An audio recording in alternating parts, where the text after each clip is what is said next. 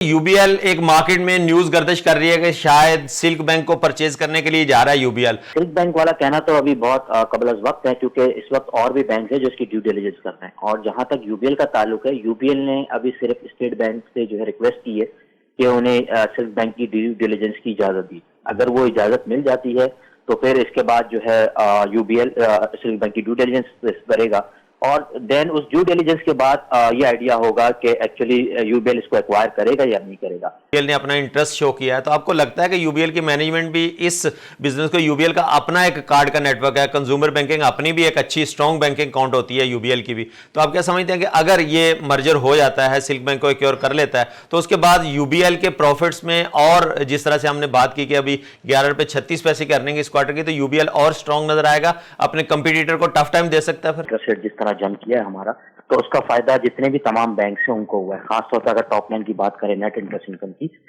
वो तकरीबन बैंकों की, कुछ बैंक ऐसे हैं जिनकी एक साल के अंदर शायद डबल भी हो गई है। और अगर यूबीएल के केस में बात करें, सिर्फ उसका जो इंटरेस्ट रेवेन्यू है वो 88% से इंक्रीज हुआ है ईयर ऑन ईयर बेसिस पे क्वार्टरली, फर्स्ट क्वार्टर। जी नाजरीन, तो मेरी वीडियोस और मुख्तलिफ प्रोग्राम्स देखने के लिए कारोबार के हवाले से देखते रहिए वीनस टीवी, और इसको लाइक करना, सब्सक्राइब करना मत भूलिएगा।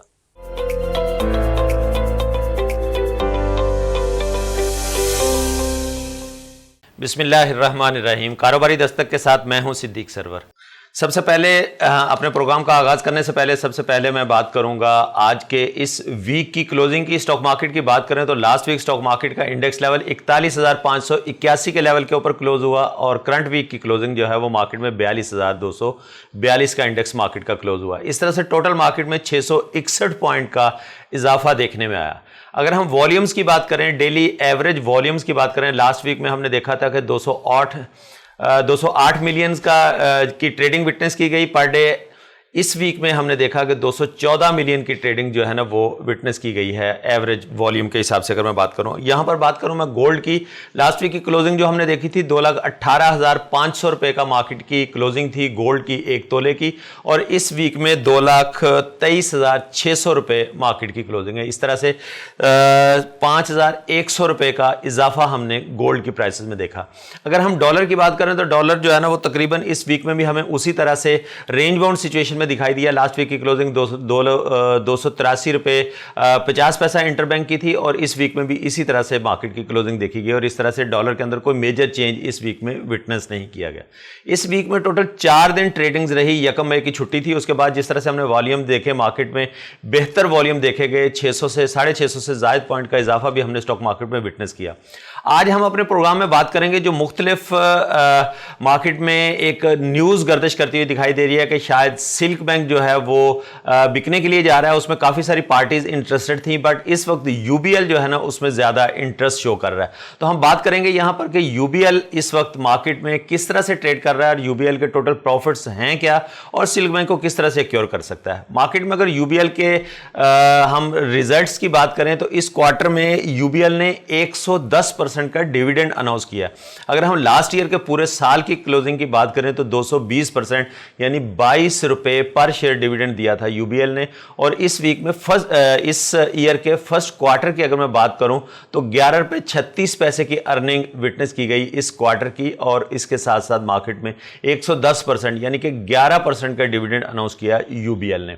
यूबीएल 1959 में स्टेबलिश हुआ, और इस वक्त अगर इस क्वार्टर की बात करें तो इस क्वार्टर में यूबीएल ने अप्रोक्स कोई 4.3 बिलियंस का प्रॉफिट गेन किया है, जिसमें से मैक्सिमम प्रॉफिट जो है ना वो रेट ऑफ इंटरेस्ट के इंक्रीज होने की वजह से, जो हम पिछले अपने काफी प्रोग्राम्स में बात करते चले आ रहे हैं कि मार्केट में काइबोर जो है वो 21% इस वक्त विटनेस किया जा रहा है। तो जो इस तरह के इंटरेस्ट की जो अमाउंट है, जिसमें 35 बिलियन जो है ना वो टोटल इसका प्रॉफिट सिर्फ और सिर्फ इंटरेस्ट की मद में विटनेस किया गया इस क्वार्टर में जो रिजल्ट्स अनाउंस किए गए। तो इस तरह से टोटल जो ये बेस्ट वे ग्रुप का जो यूबीएल है, इसके काफ़ी ज़्यादा अच्छे रिजल्ट्स देखने में आ रहे हैं। जिस तरह से हमने पीछे बैंकिंग सेक्टर को कवर किया था, पूरे बैंक्स की बात की थी, तो आज हम सिर्फ यूबीएल की जब बात कर रहे हैं तो यूबीएल के प्रॉफिट्स की बात की हमने कि इसका जो फर्स्ट क्वार्टर है 11 रुपये 36 पैसे की अर्निंग जो है वो डिक्लेयर होगी। मार्केट के अगर रेट की बात करें तो इस वक्त मार्केट का रेट जो है वो 129 रुपये 72 पैसा इस वक्त मार्केट की कल की क्लोजिंग है यूबीएल की। इसके ऊपर हमने एक छोटा सा पैकेज भी बनाया कि कि सिल्क बैंक को किस तरह सिक्योर करने के लिए जा रहा है और किस तरह से इस वक्त मार्केट में अभी कोई भी बात करना कबल अज़ वक्त है, लेकिन जो मार्केट में न्यूज़ गर्दिश करती है उसके ऊपर हम बेस कर रहे हैं। और यहाँ पर हमने एक छोटा सा पैकेज तैयार किया है यूबीएल के बारे में, वो देखते हैं, उसके बाद फिर आगे बात करते हैं। यूनाइटेड बैंक लिमिटेड यूबीएल ने पहली तिमाही 2023 के लिए 11 रुपये फी शेयर के बम्पर डिविडेंड का ऐलान किया। एक्सचेंज फाइलिंग के मुताबिक बैंक ने 4.3 बिलियन रुपए की गैर मामूली आमदनी गैर मुल्की ज़र मुबादला से हासिल किया। यूनाइटेड बैंक लिमिटेड कॉरपोरेट और commercial banking, treasury, branch banking, Islamic banking, international branch operations और दीगर मुतल्लिका खदमात की फराहमी में मसरूफ़ अमल है। इस कंपनी की बुनियाद पाकिस्तानी नजात बरतानवी ताजिर बेस्टवे ग्रुप के बानी और चेयरमैन अनवर एम परवेज़ ने 7 नवंबर 1959 को रखी थी। सनत की तवक्कुआत से ज़्यादा आने की वजह बुनियादी तौर पर खालिस सूद की आमदनी और फॉरेक्स आमदनी है। 2023 के पहली तिमाही में खालिस सूद की आमदनी 35 बिलियन रिकॉर्ड की गई, जो कि 56% ईयर ऑन ईयर और 10% क्वार्टर ऑन क्वार्टर की मजबूत तरक्की और बढ़ते हुए असासों की पैदावार को जाहिर करती है। कैपिटल मार्केट के तज्ज़ियाकारों की तवक्कुआत से कम होने के बावजूद ईयर ऑन ईयर की बुनियाद पर प्रोविजंस में इजाफा देखा गया, जबकि क्वार्टर और क्वार्टर में 75% कमी बुनियादी तौर पर रेटिंग एजेंसियों की तरफ से यूरो बॉन्ड में तनज़्ज़ुली की वजह से हुई। गैर सूदी आमदनी में सालाना 37% इजाफा हुआ। बुनियादी तौर पर इस तिमाही में सालाना 3.3 गुना ज़्यादा 4.3 बिलियन रुपए की फॉरेक्स आमदनी से हासिल हुई। बैंक ने 2022 के आखिरी तिमाही में 832 मिलियन रुपए की आमदनी रिकॉर्ड की। महंगाई के दबाव की वजह से ऑपरेटिंग अखराजात में भी 25% ईयर ऑन ईयर और 1% क्वार्टर ऑन क्वार्टर का इजाफा देखा गया। ऑपरेटिंग अखराजात में इजाफे के बावजूद पहली तिमाही 2023 में बैंक की लागत से आमदनी का तनासुब 37% तक रिकॉर्ड हुआ। 2023 के पहली तिमाही में बैंक की मौसर टैक्स की शरह 42% तक पहुंच गई। दूसरी तरफ सिल्क बैंक एक बार फिर खबरों में है। सिल्क बैंक की जानिब से शेयर करदा पाकिस्तान स्टॉक एक्सचेंज को फाइलिंग के मुताबिक यूनाइटेड बैंक लिमिटेड ने सिल्क बैंक लिमिटेड के साथ मुमकिना इंज़माम में दिलचस्पी जाहिर की है। मुमकिना इंज़माम अंदरूनी रेगुलेटरी और हतमी दस्तावेज़ात की मंजूरियों के ताबे रहेगा। बैंक के बोर्ड ऑफ डायरेक्टर्स यूबीएल के तजवीज़ का जायज़ा लेने, इस पर गौर करने, बैंक की इंतज़ामिया को बाज़ाब्ता तौर पर मुमकिना इंज़माम को आगे बढ़ाने और मतलूबा इक़दामात के बाद मंजूर किया जाएगा, जिसमें स्टेट बैंक ऑफ पाकिस्तान से इजाज़त लेना भी शामिल होगा। बोर्ड के सामने शराइत व ज़वाबित के दस्तावेज़ात को हतमी शक्ल देने के बाद अगर मुनासिब समझा जाएगा तो यूबीएल के साथ बातचीत पर गौर और मंजूरी के लिए बैंक की मुस्तैदी की इजाज़त दी जाएगी। सिल्क बैंक, जो पहले सऊदी पाक कमर्शियल बैंक हुआ करता था, बुनियादी तौर पर सार्फिन के तबके पर मरकूज़ है। सार्फिन के लिए शरीयत के मुताबिक मसनूआत, जिनमें कर्ज़ों और क्रेडिट कार्ड पर मुश्तमिल खदमात का एक पोर्टफोलियो का इंतज़ाम शामिल है। यूबीएल शरीयत के मुताबिक मालियाती मसनूआत की बढ़ती हुई मांग को पूरा करने के लिए अपने इस्लामी बैंकिंग ऑपरेशन को सिल्क बैंक के साथ ज़म कर सकता है। सिल्क बैंक अब कुछ सालों से खसारे में है। बैंक ने 2018 में 13.2 बिलियन रुपए का मुनाफा रिपोर्ट किया। इसके बाद 2019 में इसे 3.95 बिलियन का खालिस नुकसान 6.57 बिलियन रुपए तक चला गया। 2020 के आखिर में इसका जमाशुदा नुकसानात 20.27 बिलियन रुपए हो गया। सिल्क बैंक का कैपिटल 2020 के आखिर में 3.16 बिलियन रुपए रहा, जो 10 बिलियन रुपए की मुकर्ररा सरमाए की ज़रूरत के मुकाबले सबसे कम है। इसी तरह इसका सरमाए की मुनासिबत का तनासुब 31 दिसंबर 2020 को 11.5% की मुकर्ररा सतह के मुकाबले में -4.4% ज़्यादा है। ये कहने की ज़रूरत नहीं कि बैंक को रेगुलेटरी तकाज़ों को पूरा करने के लिए नए सरमाए की अशद ज़रूरत है। 2021 से सालाना रिपोर्ट्स आवाम के लिए दस्तियाब कराने में कमी के बावजूद इस साल के शुरू में सिल्क बैंक ने अपनी एक प्रेस रिलीज़ में कहा है कि बैंक तरक्की की राह में गामज़न है। सिल्क बैंक की सरमायाकारों की तवज्जो मबजूल कराने की एक तारीख़ है और यूबीएल मुख्तसर वक्त में तीसरे मुमकिना सरमायाकार के तौर पर उभरा है। पिछले महीने इंटरनेशनल कमर्शियल बैंक ICB, जो एक जुनूबी सूडानी बैंक है, उसने सिल्क बैंक में 50 मिलियन यूरो यानी 15.4 बिलियन रुपए के मसावी तक सरमायाकारी करने का इरादा जाहिर किया था। बादअज़ां Pakistan housing finance company PHFC lake city limited की सब्सिडरी है और मारूफ ब्रिज कैपिटल इंतज़ामिया की कंसोर्शियम हासिल करने वाला सरमायाकार ग्रुप, जिसने सिल्क बैंक की इक्विटी में 12 अरब रुपए तक सरमायाकारी की तजवीज़ पेश की थी। मकामी सरमायाकारों में फौजी फाउंडेशन के अस्करी बैंक ने सिल्क बैंक में एक बहुत बड़ा हिस्सा हासिल करने में दिलचस्पी जाहिर की। हबीब बैंक और बैंक अल-फलाह ने 2021 के वस्त में सिल्क बैंक का सार्फ पोर्टफोलियो हासिल करने में दिलचस्पी जाहिर की। मई 2022 में park view enclave private limited के मालिक मशहूर ताजिर और सियासतदान अलीम खान ने 51% हिस्सा हासिल करने की दिलचस्पी की जाहिरी के बाद अपने कारोबारी तरजीहात में तब्दीली की वजह से अक्टूबर 2022 में अपना इरादा तब्दील कर दिया था। सिल्क बैंक की दिसंबर 2020 को ख़त्म होने वाले अब तक की आखिरी सालाना रिपोर्ट के मुताबिक बैंक के तकरीबन 62.91% हिस्से मुतल्लिका कंपनियों और फरीकों के पास हैं जो मंदरजा झेल हैं। आरिफ हबीब कॉरपोरेशन के पास 28.23%, शौकत तरीन के पास 11.55%, इंटरनेशनल फाइनेंस कॉरपोरेशन के पास 7.74%, नवाज चट्ठा के पास 7.76%, नोमोरा यूरोपियन इन्वेस्टमेंट लिमिटेड के पास 3.93%, बैंक मस्कत के पास 3.4% और अजमत शहजाद अहमद तरीन के पास 0.22% है। फिलहाल बेस्टवे ग्रुप के बैंक का सिल्क बैंक में इंजमाम की खबर पर किसी भी किस्म का फैसला करना कबल अज़ वक्त है। जी वेलकम बैक नाजरीन। जिस तरह से आपने देखा पैकेज के अंदर किस तरह से यूबीएल की पूरी डिटेल्स बताई गई, आज हम कोशिश कर रहे हैं कि यूबीएल के बारे में जो 1959 में मैंने पहले भी अपने इंट्रो में बताया कि स्टेब्लिश हुआ और इसके रिजल्ट्स जो हैं वो इस वक्त बहुत ही अमेजिंग रिजल्ट्स हैं, बट मार्केट में रेट इतना ज़्यादा अच्छा देखने में नहीं मिल रहा है। 129 रुपये की जो मैंने बात की मार्केट की क्लोजिंग की और 11.36 इस क्वार्टर की अर्निंग विटनेस की गई। इस तमाम जो यूबीएल की जो टोटल हम बात कर रहे हैं इसको टोटल अहाता करने के लिए इस वक्त हमारे साथ टेलीफोन लाइन पर मौजूद हैं डार्सन सिक्योरिटीज़ के हेड ऑफ रिसर्च जनाब यूसुफ सईद साहब। अस्सलाम वालेकुम। वालेकुम सलाम। यूसुफ साहब कैसे हैं? आपको वेलकम करता हूं मैं अपने शो में। जी शुक्रिया बहुत। यूसुफ साहब क्या देखते हैं इस वक्त यूबीएल एक मार्केट में न्यूज गर्दिश कर रही है कि शायद सिल्क बैंक को परचेज करने के लिए जा रहा है यूबीएल। अगर मैं यूबीएल की बात करूं, इसके अमेजिंग रिजल्ट्स, जिस तरह से लास्ट हमने पूरे बैंकिंग सेक्टर को कवर किया था, उस वक्त भी आप मेरे साथ इत्तफाक से लाइन पे मौजूद थे, आपने बड़े अच्छे रिजल्ट्स की बात की थी। किस तरह से देखते हैं यूबीएल के, आप फोकास्ट क्या करते हैं यूबीएल के बारे में?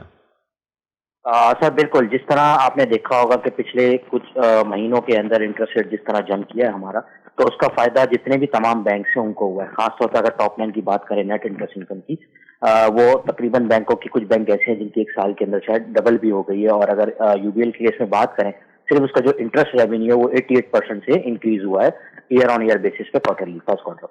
इसके अलावा ओवरऑल नेट इंटरेस्ट इनकम की बात करें तो 56% से इंक्रीज हुआ है। और उसका रीजन जिस तरह मैंने आपको बताया कि बैंकों ने जो है वो टी बिल्स और पीआईबी फ्लोटर के अंदर जो है मैक्सिमम अपनी इन्वेस्टमेंट की हुई है और इंटरेस्ट रेट या पॉलिसी रेट इंक्रीज होने की वजह से जाहिर सी बात है उसका पॉजिटिवली इम्पैक्ट जो है वो बैंकों की टॉप लाइन के ऊपर जो है वो इस क्वार्टर में नजर आया और आगे आने वाले क्वार्टर्स के अंदर भी जो है वो नजर आएगा। जी यूसुफ साहब, जिस तरह से रेट ऑफ इंटरेस्ट बढ़ गया, 21% के रेट ऑफ इंटरेस्ट के ऊपर हम इस वक्त पाकिस्तान में ट्रेड कर रहे हैं, तो क्या समझते हैं इससे इंडस्ट्रीज को तो बहुत ज्यादा लॉस होगा जो बोरो किया हुआ है बैंकों से? बैंकों के तो यकीनन प्रॉफिट्स अच्छे होंगे, लेकिन जो इंटरेस्ट रेट है वो इंडस्ट्री जो हमारी बेसिकली बैकबोन होती है किसी भी मुल्क की मईशत की, अगर हमारी इंडस्ट्रीज ग्रो नहीं करेंगे, फाइनेंशियल सेक्टर ग्रो करता रहेगा, तो क्या ये जीडीपी के लिए एक पॉजिटिव साइन है या नुकसान है इससे मुल्क को?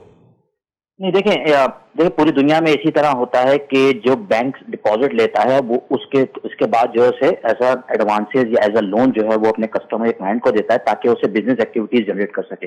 बट अनफॉर्चुनेटली पाकिस्तान में जो है इसका बिल्कुल उल्टा है।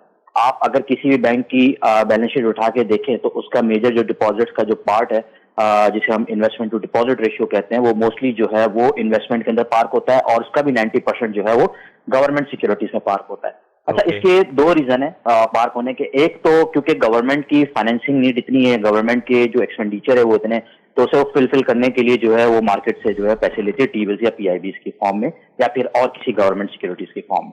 सेकंड, ये रिस्क फ्री होते हैं तो बैंक के लिए भी जो है ऐसा कोई इतना ज्यादा कंसर्न नहीं होता। और बैंक को जब जाहिर सी बात है अगर let suppose minimum saving rate भी कन्वेंशनल बैंक दे रहे हैं जो पॉलिसी रेट -1.5% होता है, जो अगर आज की बात करें तो 19.5% जो कन्वेंशनल बैंकिंग को देना है और एज कम्पेयर टू अगर आपको 22%, 21% के आसपास जो है वो गवर्नमेंट सिक्योरिटीज पर रिटर्न मिल रहा है, तो आप जो है इन्हीं बेसिस के ऊपर जो है 2-2.5% का जो है स्प्रेड इजीली कमा सकते हैं। तो बैंक जो है वो इसके ऊपर फोकस करते हैं। अब दूसरी तरफ जो एडवांसेस की बात है, जब इस तरह के हालात होते हैं, खासतौर पे जब आपका पॉलिसी रेट 21% हो जाए, और अगर आप पैबोर देखें तो 22.5% के आसपास इस वक्त है, तो इस रेट पे जो है वो कोई भी लोन नहीं लेता। खासतौर पे अगर कंज्यूमर फाइनेंसिंग की बात करें, जिसमें आप गाड़ी ले लें, होम लोन वगैरह, इस तरह की चीजें, ये बहुत डिक्लाइन हो जाती है।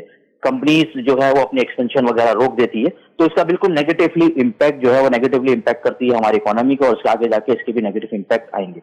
और दूसरी चीज, प्रोविजन या नॉन परफॉर्मिंग लोन जो है वो इसकी वजह से बढ़ भी सकते हैं, क्योंकि बहुत सारी कंपनीज या बहुत सारे खास तौर पे जो माइक्रो फाइनेंस से रिलेटेड जो इंस्टीट्यूट होते हैं, या फिर इस तरह के छोटी छोटी कंपनीज जो अपने शायद लोन को या अपने इंटरेस्ट पेमेंट को जो है वो टाइमली पे ना कर सके, उनके डिफॉल्ट के चांसेस भी बढ़ जाते हैं। तो यूसुफ साहब, जो मेरा बेसिक पॉइंट था वो वही है कि इंडस्ट्रीज जब तक नहीं लगेगी, बेरोजगारी का खात्मा कैसे होगा? जब अगर एक इन्वेस्टर है वो इंडस्ट्री में इन्वेस्ट नहीं करेगा, वो स्टॉक मार्केट में इन्वेस्ट नहीं करेगा, वो वही पैसा बैंकों में रख के, जब रेट ऑफ इंटरेस्ट वहां से अच्छा मिल रहा है, तो वो एक इजी मनी के लिए चला जाएगा, तो ये तो मुल्क के लिए तो नुकसानदेह है ना चीजें। तो बिल्कुल इसी तरह है, और अगर आप देखें तो हमारे मुल्क में पिछले कुछ सालों से ही, मतलब जब से पाकिस्तान इसी तरह होता है। हमारी जो मेजर जीडीपी आती है, उसका मेजर जो कंपोनेंट है वो कंजम्पशन के थ्रू आता है।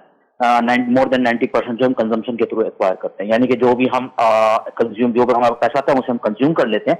एज ए इन्वेस्टमेंट या सेविंग का कॉन्सेप्ट पाकिस्तान में उस तरह का नहीं है। और ये चीज अगर आप स्टॉक मार्केट से देखें तो शायद अराउंड 300,000 इस वक्त जो एक्टिव इन्वेस्टर हैं आपकी 23 करोड़ 24 करोड़ की आबादी के अंदर, तो ये चीज को रिफ्लेक्ट करता है कि अभी हमें इसमें बहुत काम करने की जरूरत है और अभी हम बहुत पीछे हैं।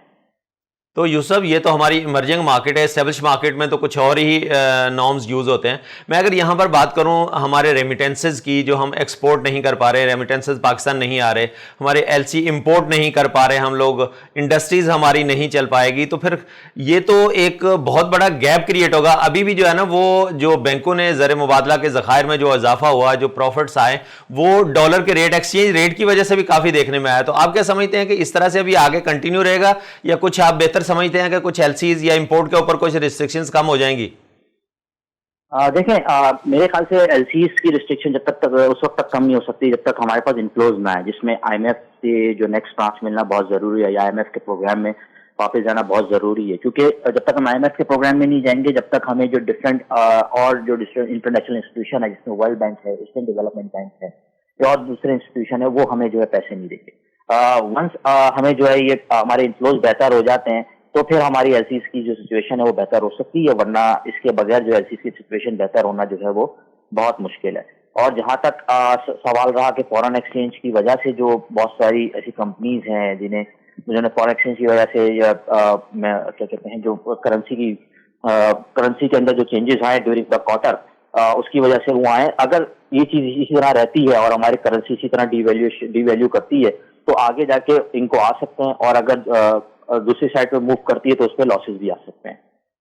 जी यूसुफ साहब, हम इसके ऊपर बात कर रहे हैं। अभी हम स्पेशली इस यूबीएल के ऊपर आएंगे, जिसकी हम आज बात कर रहे हैं कि सिल्क बैंक की एक्विजिशन के ऊपर किस तरह से जा रहा है। यहाँ पर एक छोटे से ब्रेक का मुझे इशारा हो रहा है, ब्रेक से वापस आते हैं तो आगे कंटिन्यू करते हैं। Stay tune.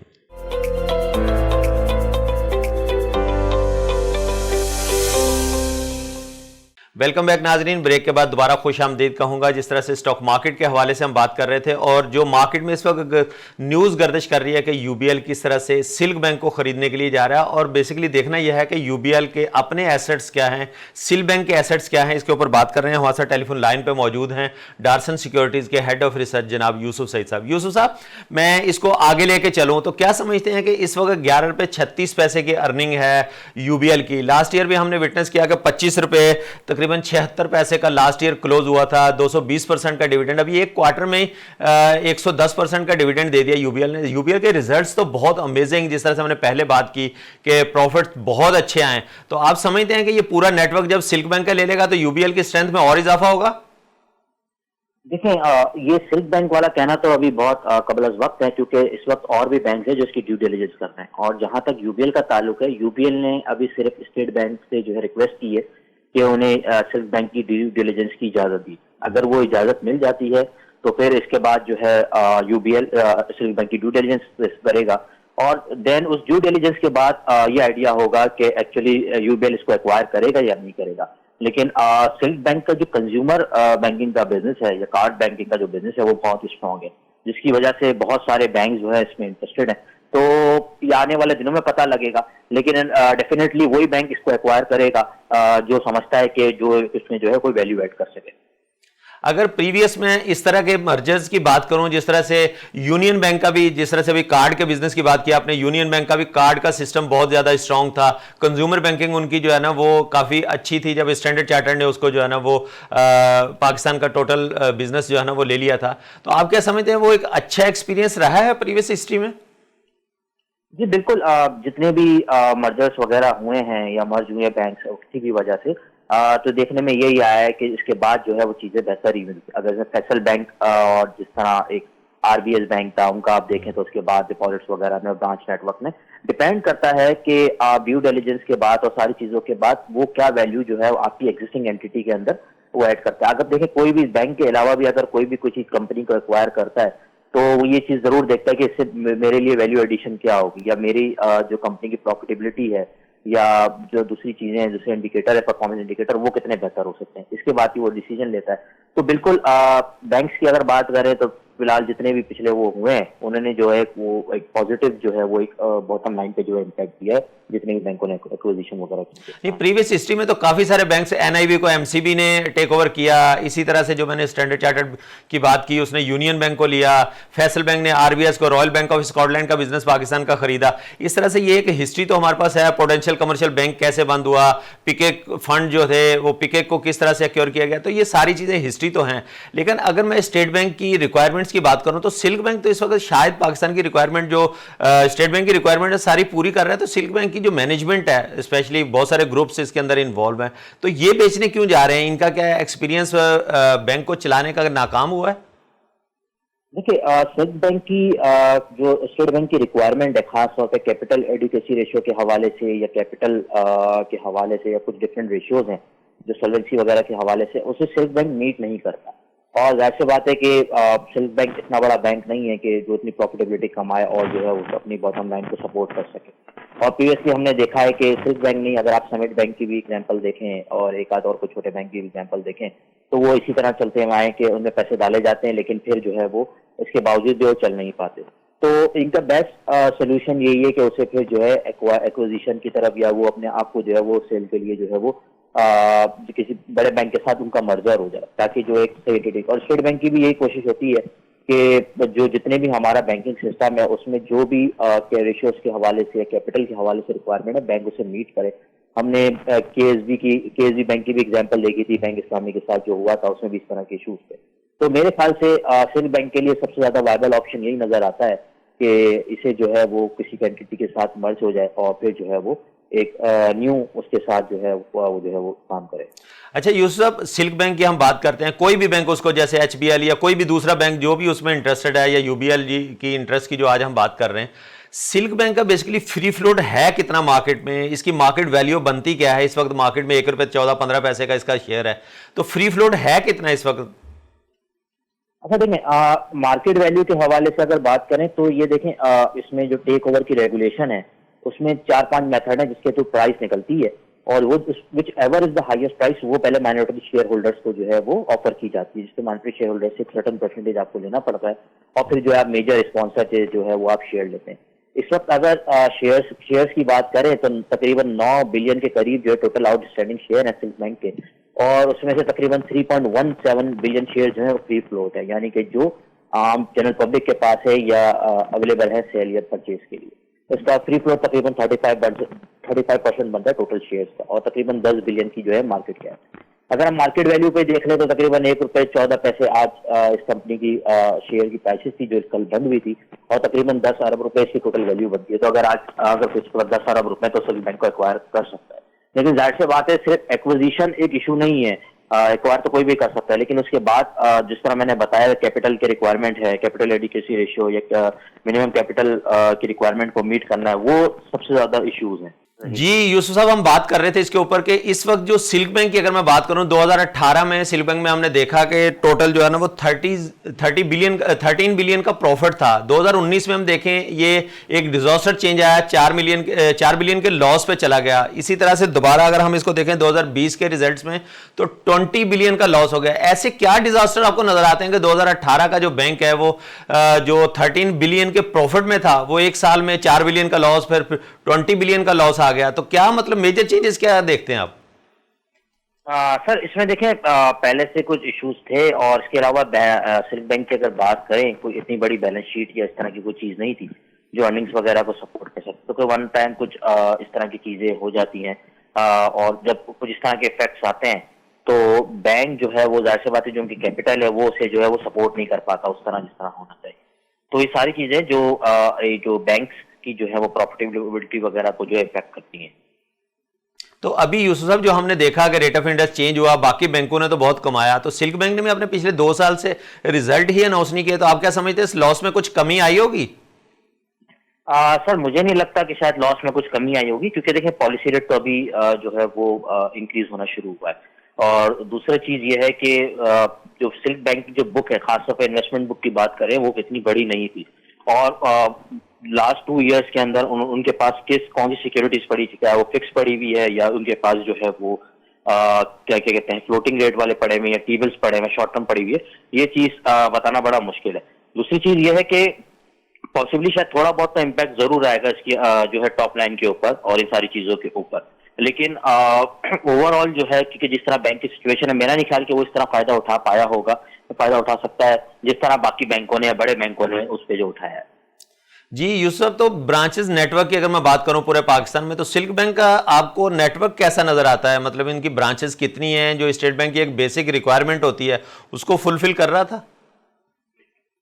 देखें ब्रांचेस की अगर बात करें तो 123 ब्रांचेस थी ओवरऑल जो 2020 की जो रिपोर्ट है।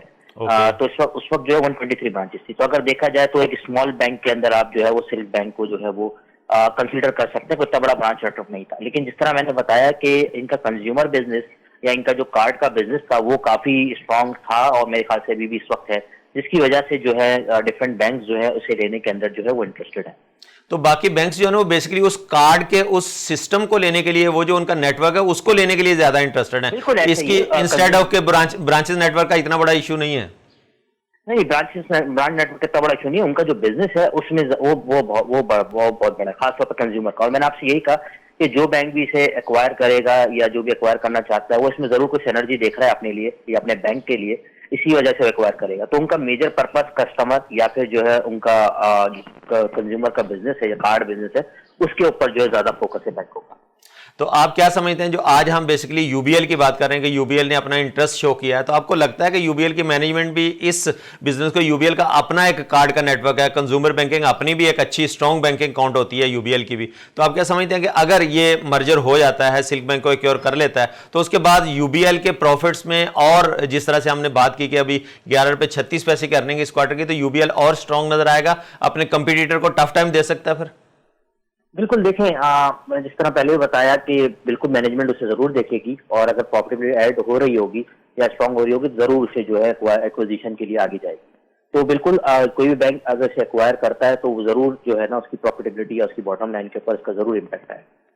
जी बहुत शुक्रिया जनाब यूसुफ सईद साहब हमारे साथ टेलीफोन लाइन पे आने का और अपने व्यूज़ शेयर करने का। नाजरीन, आज हमने कोशिश करी कि सिल्क बैंक की जो मार्केट के अंदर एक न्यूज़ गर्दिश कर रही है कि शायद मर्जर के लिए किसी भी बैंक के साथ जा सकता है जिसकी कोई अच्छी ऑफर आएगी और बहुत सारी पार्टीज मार्केट में इंटरेस्टेड हैं। आज हमने यूबीएल के इंटरेस्ट की बात की कि यूबीएल किस तरह से इस सिल्क बैंक को एक्योर करने के लिए मार्केट में अपना उसने एक इंटरेस्ट शो किया, लेकिन यह अभी कहना कबल वक्त होगा कि यह मर्जर हो सकता है या नहीं। जिस तरह से हमने अपने प्रोग्राम में बात करी कि प्रीवियस पाकिस्तान की हिस्ट्री की अगर हम बात करते हैं, जिस तरह से यूनियन बैंक को स्टैंडर्ड चार्टर्ड ने एक्योर किया, फैसल बैंक ने रॉयल बैंक ऑफ स्कॉटलैंड को आरबीएस को टेक ओवर किया, इसी तरह से एनआईबी बैंक को एमसीबी ने टेक ओवर किया, उसका सारा बिजनेस जो है ना वो ले लिया।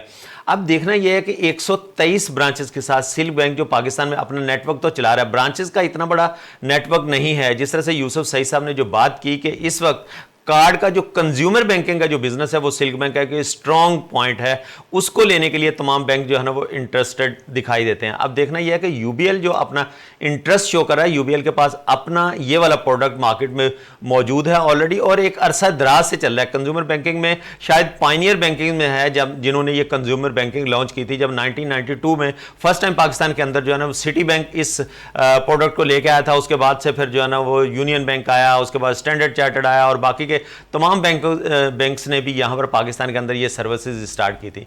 इस वक्त जो है ना वो कमोबेश मैं नहीं समझता कि कोई भी ऐसा कमर्शियल बैंक होगा जिसकी ये वाली प्रोडक्ट नहीं होगी, लेकिन उस प्रोडक्ट को कंप्लीट मार्केट के अंदर लॉन्च किसने किया हुआ है, उसके बेनिफिट क्या हैं, मार्केट में कितना उन्होंने अपना जो है ना वो रोल प्ले किया और कितने परसेंट की मार्केट को कैप्चर किया है। ये हर बैंक की अपनी अपनी एक स्ट्रेटजी होती है कि कितना पैसा उसने कंज्यूमर बैंकिंग के अंदर इन्वॉल्व करना है। इस वक्त जो सिल्क बैंक की बात की कि सिल्क बैंक का जो कंज्यूमर बैंकिंग का जो कस्टमर है और ये जो इनकी साइड है वो बहुत ज़्यादा स्ट्रॉन्ग है, इसके लिए बाकी के जितने भी बैंक्स हैं उसको परचेज करने के लिए या उसको एक्योर करने के लिए इंटरेस्टेड दिखाई देते हैं। तो देखना यही है कि ये आगे चल के किस तरह से किस टर्म एंड कंडीशंस के ऊपर डील कंप्लीट होती है। जो हमने बात की कि 2018 के अंदर 13 बिलियन का प्रॉफिट था सिल्क बैंक का, 2019 के अंदर यही प्रॉफिट जो है वो लॉस में चेंज हुआ और अप्रॉक्स 3.95 बिलियन का लॉस शेयर किया। 2020 में 20 बिलियन का लॉस शो किया सिल्क बैंक ने। उसके बाद से अभी तक पिछले 2 साल से कोई रिजल्ट सिल्क बैंक की मैनेजमेंट की तरफ से शो नहीं किया गया। इस वक्त मार्केट में ₹1.14 का सिल्क बैंक का रेट जो है वो ट्रेड करता हुआ दिखाई दे रहा है। 35% का फ्री फ्लोट इस वक्त जो हमने कहा कि 9 बिलियन के शेयर तकरीबन मार्केट में उनके मौजूद हैं। अब इसका मार्केट वैल्यू क्या बनती है, किस रेट के ऊपर जाकर मर्जर होगा, ये आने वाला वक्त बताएगा। आज के इस एपिसोड में हमने जिसको कवर किया टोटल को, वो सिल्क बैंक का टोटल हमने डेटा कवर करने की कोशिश की और यूबीएल जो उसको एक्योर करने के लिए जा रहा है। तो नाज़रीन आप खुद इससे अंदाज़ा लगा सकते हैं कि मार्केट की सिचुएशन इस वक्त क्या है।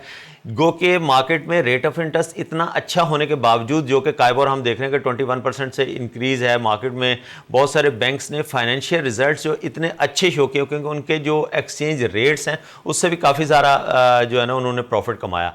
लेकिन सिल्क बैंक ने इससे फ़ायदा उठाया या नहीं उठाया, ये तो बैलेंस शीट जब जो पार्टी इंटरेस्टेड हैं वो देखेंगी तो उसमें नज़र आएगा। तो आज के इस एपिसोड से इतना ही कि आप अपना और रियासत पाकिस्तान का बहुत सारा ख्याल रखेंगे। सिद्दीक सरवर को दीजिए इजाज़त। अल्लाह हाफिज़।